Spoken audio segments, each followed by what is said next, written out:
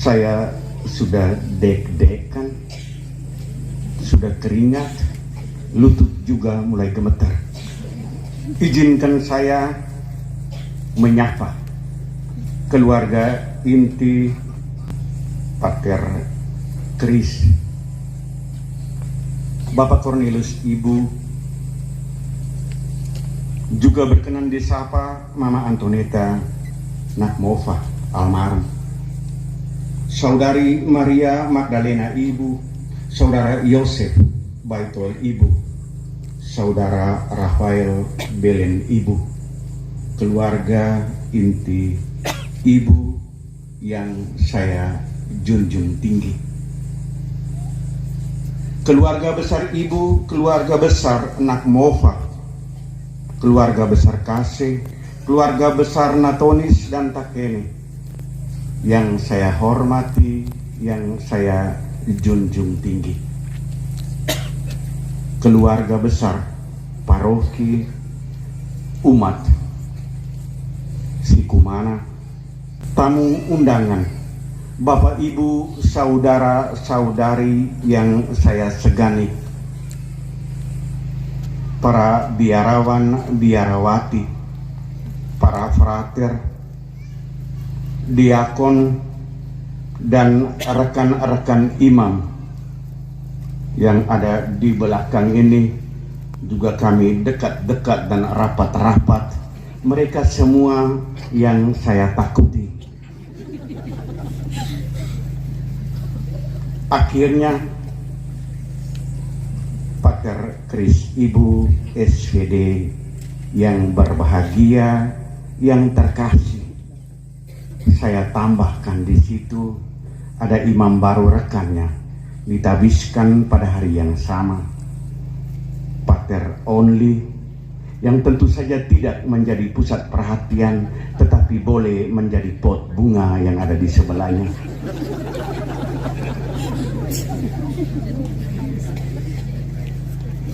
Saudara-saudari yang terkasih,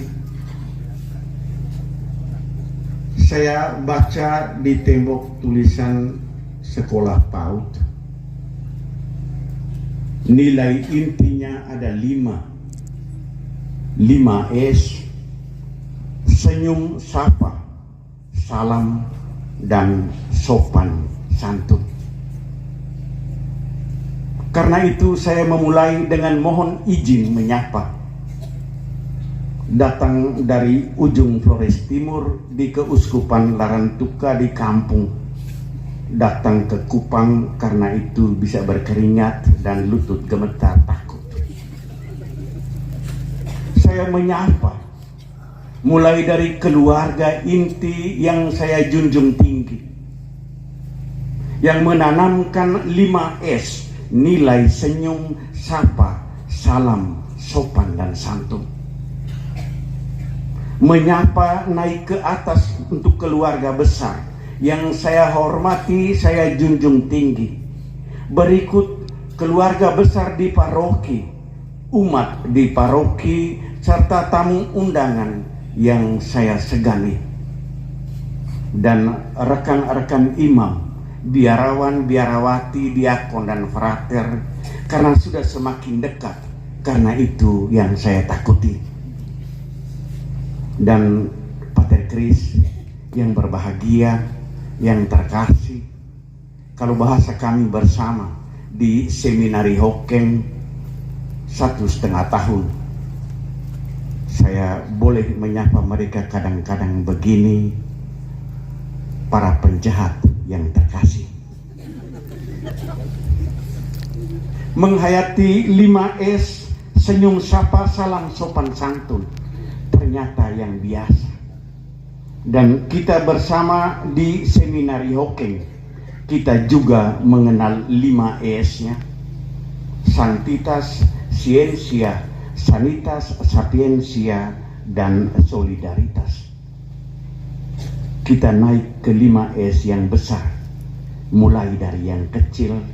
Cukuplah dengan senyum, sapa, salam, sopan, dan santun. Ternyata nilai yang sederhana ini patut dipegang menjadi kebijaksanaan dan dihidupi, karena dia penting, perlu, pilihan, dan menjadi prioritas kita yang mewajibkan untuk kita lakukan. Izinkan saya sapa. Sekarang saya mohon izin lagi. Sebentar tuh izin yang terus-terus. Izin yang kedua, izin untuk pulang. Maksudnya apa? Saya dengan cerita begini. Ada seorang mahasiswa di Seminari Tinggi Ledalero datang bertemu dengan dosen di kamarnya. Sesudah percakapan selesai, dia pamit, "Pater, izin pulang." Jawaban dosen, "Kau pulang di sini saya pun kamar, bukan kau pun kamar."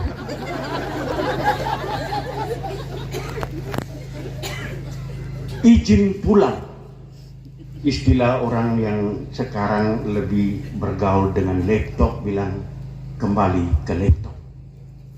Kembali ke inti dari perayaan syukur hari ini, dan kembali ke inti dari refleksi imam baru.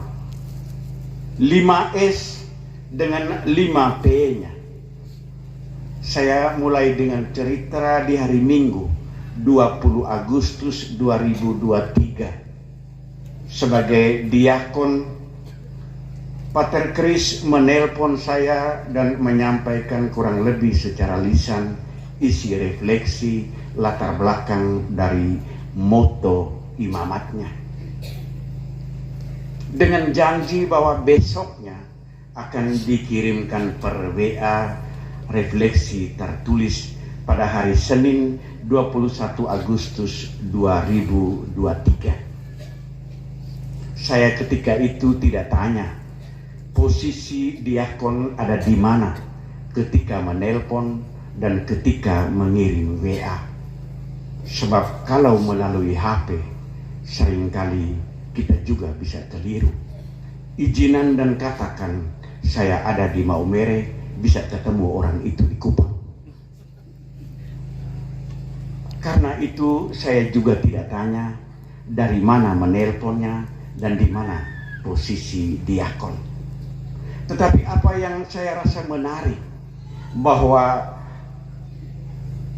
Kris Ibu ini sebagai mantan guru di SMA Seminari San Domingo dan sebagai pendamping di Seminari Menengah San Domingo Hokeng, sebagai guru dengan program K13. Kris sudah lewat, sekarang orang sudah merdeka. Tetapi bahwa Kris mempunyai disiplin dan terutama kecerdasan temporalnya.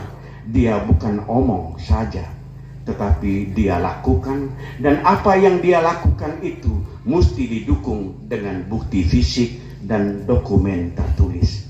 Betul, dia guru K13, sudah pasti untuk merdeka bukan menjadi persoalan. Saya membaca apa yang ditulis oleh Pater Kris Ibu. Saya membaca dari kerangka pikirnya, dari kerangka kesadaran dan refleksinya terkait dengan pengetahuan, pengalaman, dan pemaknaannya. Izinkan saya pada kesempatan ini hanya menghadirkan kembali apa yang ditulisnya. Satu bagian ditulis oleh Pater Kris begini: meski saya pernah memutuskan untuk tarik diri saya saat berpastoral di Seminari Hokeng, berkat motivasi dari orang-orang baik dan doa yang dilantunkan, saya mengangkat kepala untuk terus berlangkah maju. Membaca ini saya bayangkan bagaimana Kris tunduk. Kris mudah senyum, tetapi bagaimana dia tunduk dan sekarang belajar angkat kepala. Saya mengutip apa yang ditulis ini dengan judul kecil, meskipun, kendatipun, walaupun. Meski saya pernah memutuskan. Mungkin kita bertanya, dan saya sudah bertanya, mengapa keris putuskan? Isinya apa? Mungkin Bapak Ibu saudara-saudari juga berbuat yang sama. Kamu nanya ya? Kita bertanya mengapa? Dan ini dijawab oleh Pater Kris sendiri dalam tulisan refleksinya yang dikirimkan kepada saya dalam 2 halaman. Tulis Pater Imam Baru. Hal ini dapat dilihat dari 2 fakta berikut ini yang mencolok. Pertama, keluarga besar yang tidak akur sehingga kadangkala mengganggu proses pendidikan. Fakta yang kedua, peristiwa pembunuhan yang dilakukan bapak terhadap mama saya pada tahun 2015. Peristiwa kedua ini menjadi pukulan telak bagi saya dalam menapaki panggilan. Fakta yang mencolok. Ada begitu banyak fakta, meskipun, kendatipun, dan walaupun. Dan yang dipaparkan ialah 2 fakta mencolok. Fakta pertama, mengganggu proses pendidikannya.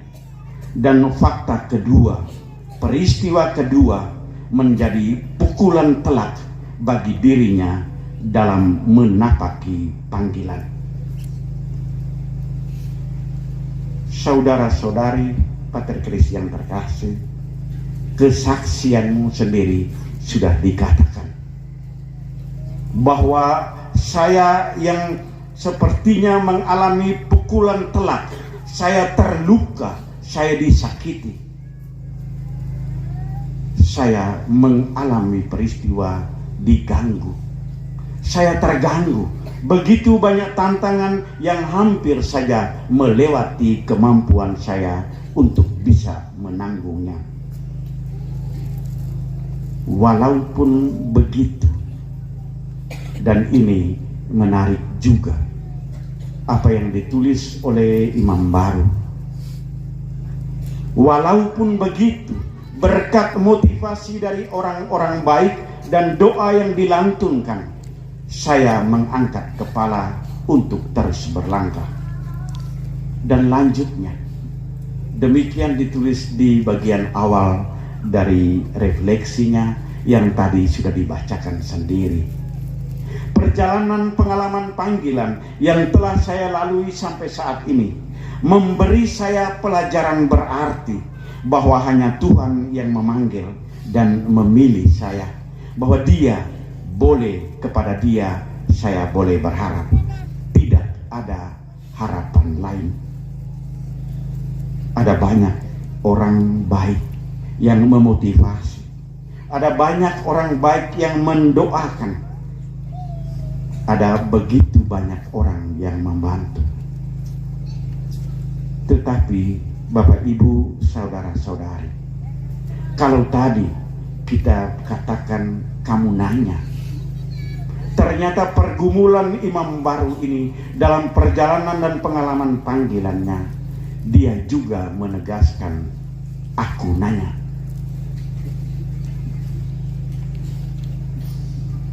Ceritanya saya boleh tambahkan. Ada seorang yang naik ke atas panggung dan dia membuat seperti drama yang namanya monolog. Dia omong cerita semua. Dia kuasai panggung kurang lebih 1 jam. Sesudah 1 jam, hari sudah malam, dia katakan kepada para penontonnya begini, saya pamit. Saya pamit dan saya mau pulang ke rumah. Tetapi saya merasa tidak pasti apakah nanti saya ada di rumah. Saya pamit pulang ke rumah di panggung ini dan dari panggung ini. Saya pulang ke rumah, cuma saya tidak pasti apakah saya ada di rumah.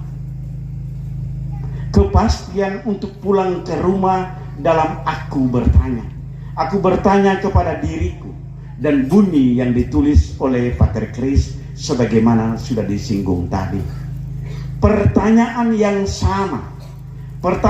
sama sepanjang masa-masa menyakitkan itu adalah, apakah saya mampu mengampuni bapak saya yang bertindak demikian?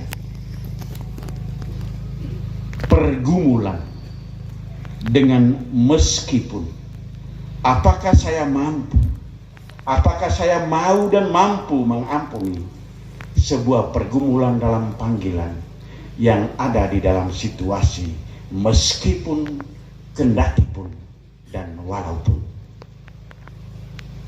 Refleksi dalam situasi meskipun ini, mengampuni itu lebih dari sekedar maaf.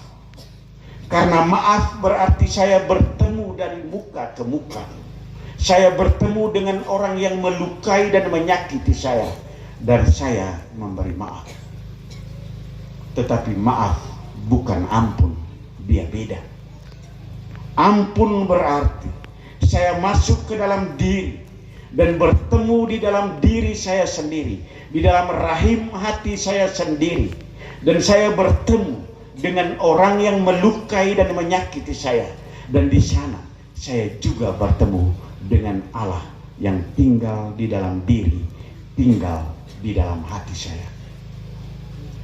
Pergumulan lebih dari sekedar memaafkan, tetapi dan terutama mengampuni. Karena itu Bapak Ibu, saudara-saudari, kita melihat apa yang datang dari luar. Dasarnya tadi Pater Chris katakan motivasi pastor rekan atau sebab tadi disinggung di paroki Sikumana Kupang pada hari penguburan mama di tahun 2015. Tulis Pater Chris begini, bahwa pastor rekan ini mengatakan, ketika engkau tidak mengampuni, bagaimana dengan saudara-saudarimu? Apa gunanya engkau mengikuti Tuhan di jalan panggilan ini jika mengampuni bukanlah solusi dalam masalah yang engkau hadapi? Mengampuni 70 kali 7 kali dalam Injil hendaknya menjadi nyata dalam dirimu. Tidak hanya itu, lebih jauh, menarik diri dari jalan panggilan yang sudah ditempuh bukanlah sebuah solusi yang bijak. Engkau tarik diri pun, masalah sudah selesai. Engkau tidak bisa memutar kembali waktu dan kejadian tragis yang telah berlalu. Sekali lagi, Chris dilemparkan dalam situasi penuh tantangan dengan kendatipun, walaupun, dan meskipun. Chris lalu menulis begini, saya pun merefleksikan bahwa mengampuni adalah obat paling manjur dalam menghadapi masalah demikian. Mengampuni dapat saya tempuh karena pengharapan yang kuat pada Dia yang memanggil dan memilih saya. Bapak Ibu, saudara-saudari umat beriman yang terkasih, Pater Chris yang saya kasihi, refleksi dan keberanianmu memutuskan untuk menjadi imam, dan hari ini bersama kami kita merayakan syukur atas karunia imamat ini. Setidak-tidaknya kami boleh mengerti begini, bahwa Pater bersyukur dan mengatakan kepada kami, mengatakan dan memberitakan kepada kami ikhwal pengalaman keterpenuhan hidupmu.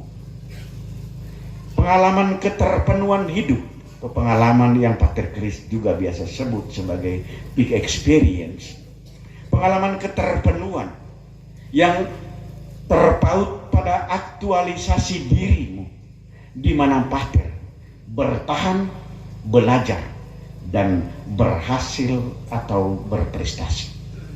Pater bertahan di tengah tantangan hidup.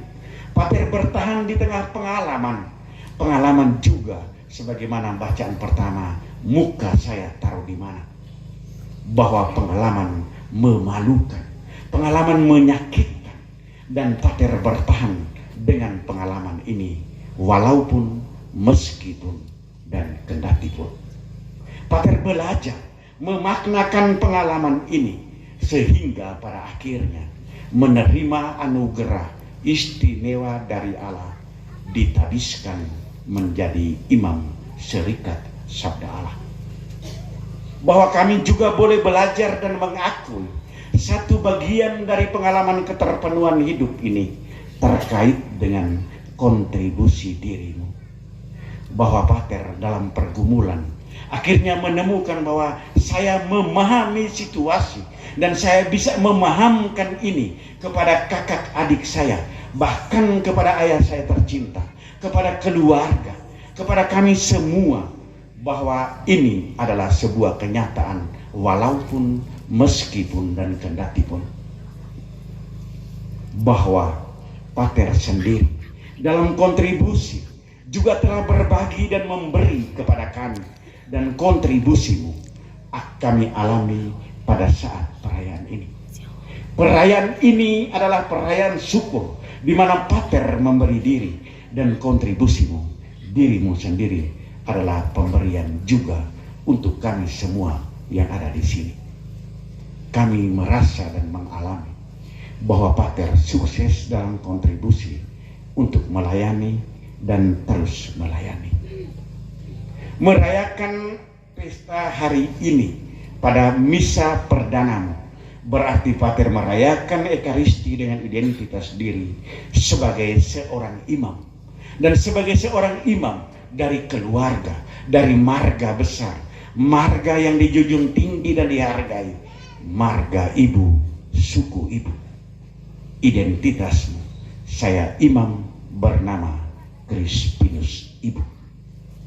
Saya menjadi imam dari keluarga Krist Ibu, dari keluarga ibu dengan apa adanya, dan saya belajar untuk terus setia, dan saya telah menjadi imam berarti saya menjadi manusia Ekaristi, menjadi manusia yang hidup, yang diambil, diberkati, dipecah-pecahkan, dan siap untuk dibagi-bagi.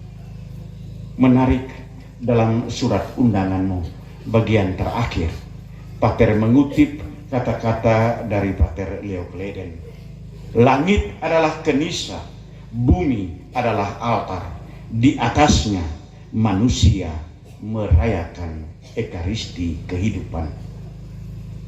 Menjadi imam berarti menjadi manusia Ekaristi, dan menolong kami semua, mengingatkan kami semua untuk tetap menjadi manusia Ekaristi yang siap diambil, yang diberkati, dipecah-pecahkan, dan siap untuk dibagi-bagi. Maka Pater yang terkasih, bagian kecil dari Ekaristi menjelang komuni. Sebagai imam, Pater akan katakan begini: lihatlah anak domba Allah, lihatlah dia yang menghapus dosa-dosa dunia. Berbahagialah saudara-saudari yang diundang ke perjamuan anak domba. Umat jawab, bagaimana? Tuhan, saya tidak pantas Tuhan datang kepada saya, tetapi bersabdalah saja, maka. Yang doa begitu tuh muka penyakit semua. Jawabnya gampang. Ya Tuhan, saya tidak pantas Tuhan datang kepada saya, tetapi bersabdalah saja, maka saya akan sembuh. Siapa yang maju terima komuni, dia orang sakit. Dan Kris menghayati Ekaristi bahwa mengampuni adalah obat yang menyembuhkan. Ekaristi adalah obat yang menyembuhkan, dan Kristus adalah dokter yang menyembuhkannya. Karena itu kami juga berterima kasih boleh belajar, karena Pater sendiri mengatakan mengampuni itu adalah obat. Mengampuni berarti berhenti melukai diri sendiri, berhenti melukai orang lain, dan siapa yang mengampuni, dia disembuhkan. Bukan orang lain yang disembuhkan, tetapi bahwa dia yang mengampuni, dia akan disembuhkan. Dan ini adalah rahasia dari pengampunan. Siapa mengampuni, dia sembuh. Luka dan bisa kubawa berlari hingga hilang peri-peri. Bukan berarti luka itu langsung dihapus dan hilang, bahwa luka ini terus dibawa, dan saya mengalami bahwa Allah yang akan terus mengobati saya, Allah yang menyembuhkan luka-luka saya, dan saya diminta untuk jaga agar jangan lagi tergores atas bekas luka itu, sebab biasanya di atas bekas luka itu akan juga gampang berdarah kembali. Pater Kris yang terkasih, saya kutip lagi supaya saya lengkapkan apa yang ditulis oleh Pater. Langkah baru akan dimulai. Tentu ke depan banyak tantangan dan rintangan. Banyak tantangan dan rintangan hidup yang mesti saya lalui. Namun moto tabisan yang saya pilih, Engkau telah membuat aku berharap, dari Mazmur 119 ayat 49b, meneguhkan saya untuk tidak takut menghadapi semua rintangan yang akan datang. Pater Kris masih lanjut menulis dengan keyakinan yang teguh, kegetiran kecemasan, dan kegembiraan kesukaan yang akan dijumpai hanya mampu dilewati dan dinikmati apabila saya berharap pada Dia yang memanggil, memilih, dan mengutus. Tidak ada harapan lain. Shalom. Demikian tulis Imam Baru. Shalom dalam situasi, kendati pun, walaupun, meskipun, kendati pun begitu, walaupun demikian, meskipun begitu, saya memutuskan untuk menjadi imam.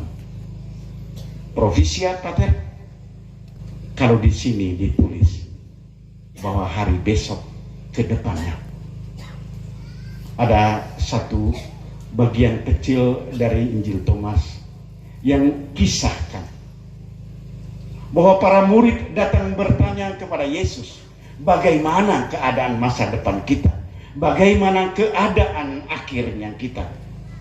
Yesus balik bertanya kepada murid, apakah kamu sudah menemukan awalmu sehingga kamu bertanya tentang akhirmu? Sebab di mana awalmu, di situ juga akhirmu. Berbahagialah dia yang berdiri di awal, karena dia tidak akan mengalami kematian. Pada mulanya adalah sabda, dan sabda telah menjadi daging. Provisiat menjadi imam serikat sabda Allah. Amin.